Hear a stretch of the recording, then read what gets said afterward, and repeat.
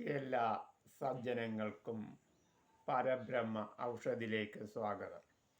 നമ്മൾ ഇന്നും പറയാറുള്ളത് പോലെ ഇന്ന് നമ്മൾ പറയുന്നതും ചെയ്യുന്നതും എന്ന് പറഞ്ഞത് തിരുമ അല്ലെങ്കിൽ ശരീരത്തിലെ എല്ലാ ദോഷകോപങ്ങളെയും ഇല്ലാതാക്കി ശരീരത്തിലുള്ള കേടുപാടുകൾ മാറ്റി രക്തചംക്രമണങ്ങളെ കറക്റ്റാക്കി ശരീരത്തിലെ മാംസപേശികളുടെ ഇടയിൽ കൂടി അല്ലെങ്കിൽ ശരീരത്തിലെ മാംസപേശികളും ഞരമ്പുകളും രോഗങ്ങൾക്കും എല്ലാം ഒരു ഉത്തേജനം ഉണ്ടാകുന്ന ഒരു പ്രവണതയാണ് തിരുമ അല്ലെങ്കിൽ പിഴിച്ചില്, ഉഴിച്ചിൽ, കിഴി, ധാര. ഇതിനെല്ലാം ഇതിൻ്റേതായ ഓരോ പ്രാധാന്യങ്ങളുണ്ട്. തിരുമ് എന്ന് നമ്മൾ പറയുമ്പോൾ തിരുമേൻ്റെ 44 തൊട്ട് 46 വരെയാണ് അതിനെക്കുറിച്ച് പല പ്രദേശങ്ങളിലും പല രീതിയിൽ പറയുന്നത്. അതിൽ തൃശ്ശൂരുള്ള തിരുമി ചികിത്സയും തിരുവിതാംകൂറിലുള്ള തിരുമി ചികിത്സയും വെവ്വേറെ മാറി മാറി നിൽക്കുന്നു.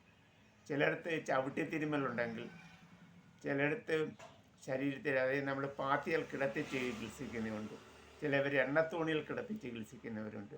ഇതെല്ലാം തിരുമി ചികിത്സയുടെ ഭാഗമായിട്ട് പല പല ഭാഗങ്ങളിൽ വരുന്നതാണ്.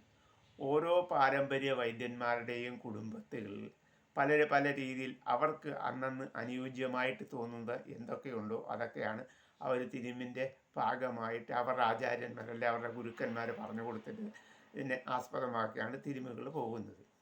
ശാസ്ത്രീയമായിട്ട് ഓരോ തിരുമുകൾ ചെയ്യുമ്പോഴും ഒരു കാര്യം നമ്മൾ വ്യക്തമായി സ്പഷ്ടമായി മനസ്സിലാക്കിയിരിക്കണം. തിരുമെന്ന് പറഞ്ഞാൽ മർമ്മശാസ്ത്രവും ആരോഗ്യശാസ്ത്രവും ശരിക്കും പഠിച്ചിട്ടുള്ള ഒരു വ്യക്തി ആയിരിക്കും തിരുമി ശാസ്ത്രം നടത്തുന്നത്, അല്ല തിരുമ് പരിപാടി അല്ലെങ്കിൽ തിരുമ് ചെയ്യുന്നത്. അപ്പം തിരുമ് ചെയ്യുമ്പം അതിൽ പല പല കർമ്മങ്ങളും പല പല തിരുമ് ശൈലികളും പല രീതികളുമുണ്ട്. അത് കേടുപാട് വന്നവർക്കൊന്ന്, മരുന്ന് മുറിവുണ്ടായിട്ട് കെട്ടിയിട്ട് തിരുമുന്ന ഒരു കെട്ടുണ്ട്. അങ്ങനെ പല രീതിയിലുള്ള ചികിത്സകളുണ്ട്. അതെല്ലാം നമ്മുടെ വാദ ചികിത്സയോട് സാമീപ്യപ്പെട്ട് ഓരോരുത്തരും ചെയ്യുന്നതാണ്. ലോകത്തിൽ എല്ലാവരും ചെയ്യുന്ന എല്ലാ കായിക അധ്വാനത്തിനും നമ്മുടെ ശരീരത്തിന് ഉണ്ടാകാവുന്ന ക്ഷതങ്ങളും ക്ഷയങ്ങളും മനസ്സിലാക്കി അതിനെ വേണ്ട രീതിയിൽ നാഡിഞരമ്പുകൾ പിടിച്ച് ചികിത്സിച്ച് തിരുമി ഒതുക്കുന്നതും തിരുമി ശരിയാക്കുന്നതുമായ ഒരു പ്രവണതയാണ് നമ്മളെ തിരുമ ആയിട്ട് ചിത്രീകരിച്ചിട്ടുള്ളത്. അങ്ങനെ തിരുമായി ചിത്രീകരിക്കുമ്പോൾ നമുക്കുണ്ടാകാവുന്ന ഏറ്റവും വലിയ വികാരങ്ങളും വിചാരങ്ങളെയും നമ്മൾ നിയന്ത്രിച്ച് മനസ്സിനെ സാന്ത്വനപ്പെടുത്തി മുന്നോട്ട് കൊണ്ടുപോകാൻ വേണ്ടി ഉള്ള ഒരു സുഖ ചികിത്സാ മെത്തേഡിനും കൂടിയാണ് നമ്മൾ തിരുമുദ്ദേശിക്കുന്നത്. നമുക്കിനി കാലാകാലങ്ങളിലുണ്ടാകാവുന്ന ബുദ്ധിമുട്ടുകൾക്കും ഇനി ഉണ്ടാകാതിരിക്കാൻ ഉള്ള ശരീരത്തിന് ആരോഗ്യം ഉണ്ടാകാൻ വേണ്ടിയുമാണ് നമ്മളിതെല്ലാം ചെയ്യുന്നത്. ഏതൊരു വ്യക്തി ഇതെല്ലാം ചെയ്യുന്നുവോ അവർക്ക് അവരുടേതായ ശരീരത്തിന് ആരോഗ്യവും ബലവും വീര്യവും ഉണ്ടാകാനുള്ള സാധ്യത ഏറെയാണ്.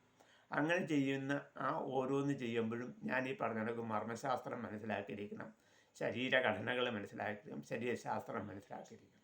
ഇതനുസരിച്ച് ശരിയായ രീതിയിൽ തിരുമ് നടത്തി കഴിഞ്ഞാൽ ഒരു കുഴപ്പവും എല്ലാവർക്കും നല്ല ആരോഗ്യവും ബലവും കിട്ടുന്നതുമായിരിക്കും. അവർക്ക് പിന്നീടും അവർക്ക് അടുത്ത വർഷത്തിലേക്കുള്ള ഒരു തയ്യാറെടുപ്പ്, ശരീരത്തിനുണ്ടാകുന്ന ഒരു തയ്യാറെടുപ്പായിട്ടാണ് നമ്മൾ ഓരോ തിരുമിനെയും കണക്കാക്കേണ്ടത്.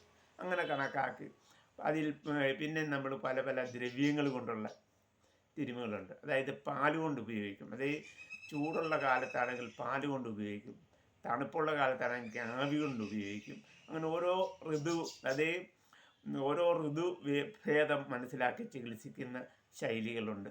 അതുപോലെ തന്നെ രോഗികളുടെ ചൂട് അല്ലെങ്കിൽ വാതകോപങ്ങളെ മനസ്സിലാക്കി ചികിത്സിക്കുന്ന രീതിയുണ്ട്. അങ്ങനെ പല പല രീതികളുണ്ട്. ഓരോ രീതിയെയും നമ്മൾ അവലംബിച്ചിട്ടും അത് അറിയാവുന്ന ഓരോ വൈദ്യന്മാരുടെ അരികെ പോയി നമ്മൾ ഓരോന്നും പഠിക്കുന്നതും നന്നായിരിക്കും. അല്ലാതെ നമ്മൾ ഈ പറഞ്ഞ കണക്ക് കുറച്ച് കാര്യം പഠിച്ചിട്ട് നമുക്കെല്ലാം അറിയാം എന്നുള്ള അന്ധമായ ഭാവനയോടുകൂടി ആരെയെങ്കിലും വിമർശിക്കാൻ ഇറങ്ങിത്തിരിക്കരുതേ എന്ന ഒരു അഭ്യർത്ഥനയോടുകൂടി ഞാൻ എൻ്റെ വാക്കുകൾ ചുരുക്കുകയാണ്. എല്ലാവർക്കും ഈ തിരുമി ചികിത്സ ഒരു നല്ല കാര്യങ്ങളായിട്ട് തന്നെ മുന്നോട്ട് കൊണ്ടുപോകാനുള്ള ഒരു ശേഷി ഉണ്ടാക്കിയെടുക്കുവാൻ ജഗദീശനോട് പ്രാർത്ഥിച്ചുകൊണ്ട് ഞാൻ നിർത്തുന്നു. നന്ദി, നമസ്കാരം.